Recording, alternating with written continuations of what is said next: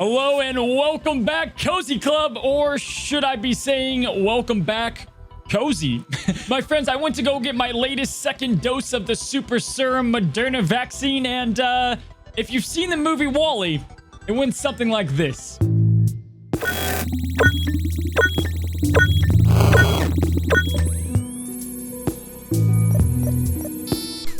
True story. Well, it's good to be back, Cozy Club, and whatnot at a better time than us getting both of the main characters from the movie WALL-E, with WALL-E and Eve coming to Disney Sorcerer's Arena. Now, they're looking like a very solid duo with great stats and very unique abilities, and I've got to say, really nice seeing these characters from the same movie having some great synergy, both with the Hunchback of Notre Dame and WALL-E. We're starting to see more character synergy, and altogether, I've got a best duo character guide coming next week, and that's going to be at the perfect time because WALL-E and Eve are going to make a great duo within DSA. So as always, we're going to cover both of these characters, their stats, their abilities, kind of the hidden mechanics that make them great. Eve is looking like an absolute offense machine gun, and WALL-E is looking like an annoyingly fast tank. That's going to fit in perfectly with the tech faction. So without further ado, let's go ahead and jump into today's video.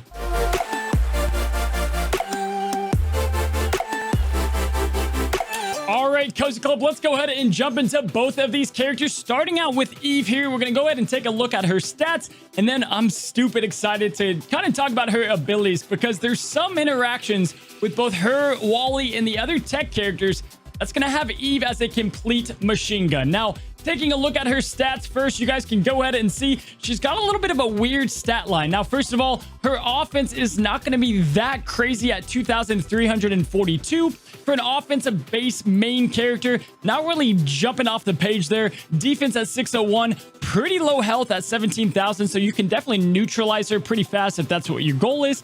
But the later half of her stats are very impressive. Now, her crit chance at 9% is on the lower end, but you'll kind of see where the synergy comes from there, and definitely you'll have more than enough critical strikes coming out of Eve. Her crit power at that base 150. The speed is at 135. Now, we're starting to see a trend with the tech faction. They're very fast characters, and under a Hero Hamada lead, even though she's not Big Hero 6, she'll be moving lightning fast, and again, she'll probably even have an offense stone or a crit damage stone, but either way, she'll be moving lightning fast. And now she's got great potency at 25%, which is going to be great to inflict those vulnerables out on the field. Tenacity at a high 20%. Accuracy at a 14%, and altogether, she's pretty evasive with a 10% evasion on her stat line. All right, now let's go ahead and get to the part of Eve that I think really shines, and that is going to be her abilities. Now, not only just her abilities, but her basic attack, more specifically, Laser Cannon. This ability is going to be hitting up to 3,500 damage on a target opponent, and if you manage to land a critical strike, you're going to be hitting 7,000 damage on your target opponent. Now, to help you get that critical chance way up, she's going to get 7% crit chance per tech ally. Now, assuming this is going to be with a complete tech team, that's 28%. And if it counts herself, that's 35% crit chance up on top of the 9% chance she has. So, in a nutshell, she'll be landing a ton of critical hits. Now, in addition, anytime an enemy summons up a teammate, she's going to go ahead and use this basic, and she's got this nice little counter to stealth, because when an enemy loses stealth as well, she's going to use her basic attack once or twice depending on the critical chance. There is an absolute ton to go over with this basic attack and what it can synergize with, and we're going to go ahead and go over that towards the end of the video after WALL-E's kit, so that you best understand how they both synergize. Let's go ahead for now and take a look at her first special, and that's going to be Scan for Signs of Life. Now, you're going to inflict vulnerable on a target opponent. That's going to go ahead and give yourself a guaranteed chance to score a critical hit, and it's going to have a 60% chance to inflict vulnerable on adjacent opponents without stealth. Now, if they do have stealth, you're going to go ahead and purge that from all opponents, and most notably, the people that have stealth that kind of get in your way the most is going to be both Pain and Panic with those villain teams, and then also Miguel with those mythical teams who constantly has stealth. Now, it's kind of a catch-22 because if you are killing those summon units on a villain's team, yes, you're going to counter them, but if they've got Hades and Pain and Panic, they might go ahead and trigger that Hades combust over and over, effectively killing your Eve very fast. So it's kind of a counter, but also not a counter. Next up is the very simplistic Sonic Boom, and I definitely want to see more abilities like this. Again, Not a novel like Hercules or Gadget. Very simplistic kit here. You guys can see it's going to deal up to 4,000 damage. Very solid damage for an AoE to all opponents. And you're going to remove a whopping 20% speed turn meter, which I'm loving to see all these turn meter reduction characters coming out. First of all, going to slow down some of those fast teams, but in addition, giving these characters great raid viability. Very simplistic attack here, great damage. It is going to have a 1-turn cooldown, but don't worry, Wally is going to help with that. Now, let's go ahead and look at both of these passives. The first one being Directive. When an opponent gains continuous healing, 40% chance for Eve to move all that continuous healing on that opponent to the most injured teammate. Now, there are some teammates that give a lot of continuous healing, and some of them within the meta. Now, first of all, Baymax, he's going to be giving a continuous healing to a lot of his teammates, so this should be triggering a lot, and you should be healing your own team with the enemy trying to heal their team. Now, on top of that, each tech teammate dealing a critical strike, she's going to get a 40% chance for Eve to assist with her laser cannon. So remember when I said you'd be seeing laser cannon a ton? Well, check out the event here. Not only when she does a critical strike, she'll be going twice, but when a tech teammate deals a critical strike, she'll have a 40% chance to assist with her laser cannon ability. Now, with Go-Go here, you can see Eve continually assisting guys, and you're going to see this happen even more with the synergy with Wally. She's just going to be nailing people down with this basic over and over with some monster damage. Again, her nickname, MGE. Machine Gun Eve. Now, quickly, a lot of characters that you might be seeing put out continuous healing to trigger this passive are going to be characters like Ana, Baymax, and Dr. Facilier. You should be taking those healings that you see a lot of the time and put them on your own characters. Now, let's go ahead and let's get to the last passive, Love at First Beep. If Wally is a teammate, pretty simple passive here. The first time he's defeated, you're going to cleanse all harmful effects from herself and then also revive Wally with 35% of his max health. Now, you can just ignore Wally and this won't trigger, but Wally's going to be moving lightning fast, which we're going to go ahead and jump to here in a second. All right, now that we've taken a look at Eve, let's go ahead and jump into Wally's kit, and you guys are going to see why this is going to be a duo to fear. Now, starting off with the stats, nothing crazy here. 2100 offense, very high defense, which is going to pair perfectly with his passive and his overall survivability. 22,000 health, 11% crit chance, 150% crit power, 136 speed, which is great. It's going to be one notch above Eve for some nice pairing there. 23% tenacity, and then lastly, he's going to have himself 10% accuracy. All right, now as we get to Wally's abilities, you guys are going to really see where that MGE, that Machine Gun Eve, is really going to come into effect. And that is because Wally is going to have an 80% chance to go ahead and assist each and every time Eve does her basic. And so, altogether in a nutshell, if an enemy loses stealth, Eve is going to do a basic, Wally's going to have an 80% chance. If an enemy teammate is summoned, like Yokai and the Microbots, Eve is going to do a basic, and also Wally is going to have a chance. If Eve crits, that's going to be 7k, plus Wally's almost 3,000 damage. 10,000 damage on basic attacks. Not to also mention, each time a tech teammate does a critical strike, Eve will have a 40% chance to do a basic, and then Wally an additional 80. So all the time, you're going to have a lot of basics coming out between the two of them, and the cherry on top is not just damage, but Wally is going to be able to purge a helpful effect each time that he does assist, really, which is great because of all those helpful effects out there right now. Wally is going to neutralize that completely. So looking at Wally's first special, Waste Allocation, you're going to be able to cleanse up to one harmful effect from each teammate with a 70% chance to cleanse additional effects. Now, this is going to be probably the second special you use within the battle. And in addition to all of this, you'll be dealing up to 4,500 damage to a target opponent, afflicting all of the harmful effects that were cleansed on a target opponent. Now, let's back up here. First of all, we are in by far the most harmful effect meta that we've been in with Ursula, with all the polymorphs out there. Wally, he's going to cleanse one of those from all of your teammates, a good chance to cleanse two. And instead of like Pocahontas, where hers kind of reads, it's going to do a copy of a harmful effect and put it on the opponent, Wally, and how it kind of reads, this might be the best ability. It's going to take all of those harmful effects. So if everybody's slowed down, gonna take all of those slows and put like 4 slows on the enemy? Or like a Maui AoE stun, if Wally doesn't get stunned, will he take all of those stuns and put them all on a target opponent for like a 4-turn stun?